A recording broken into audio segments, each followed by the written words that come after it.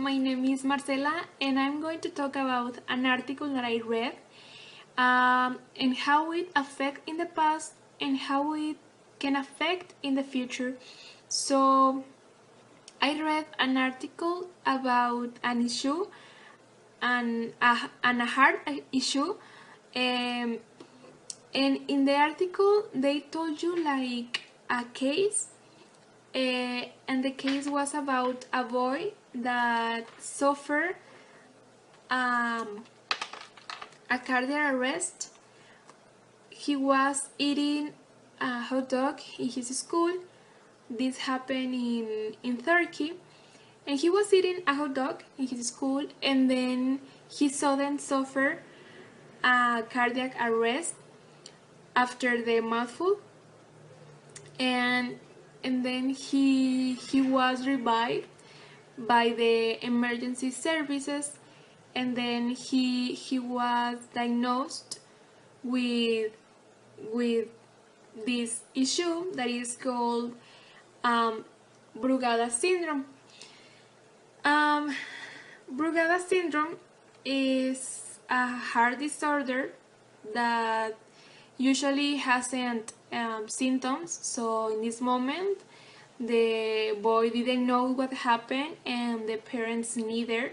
So Brugada syndrome is a rare condition that is usually inherited. So when you born, you already have this issue. So this dangerous heart rhythm may also occur after you consume too much alcohol, or when you are taking certain medications, or maybe when it's more frequently when you are like sleeping and then you die and that's it. So it doesn't have symptoms. You don't know about the issue that you can have, and then you die. And so if the boy has future heart attacks, the doctors gave him an implantable cardiover defibrillator that is placed under his skin. Scientists of the UK are working on more than 1,000 different research projects, and they said that they can find in 2030 they will find a treatment, or maybe a transplant can be the option, the solution to this issue. So I think that, well, I like this kind of articles because I like medicine. I like to read books on medicine. I like to read issues. But looking back, I learned a lot of, and this helps me to think like, what happened if we don't have treatments, or what happened if we are not prepared for this kind of issues, or maybe if I met a person who has this problem, what could I do?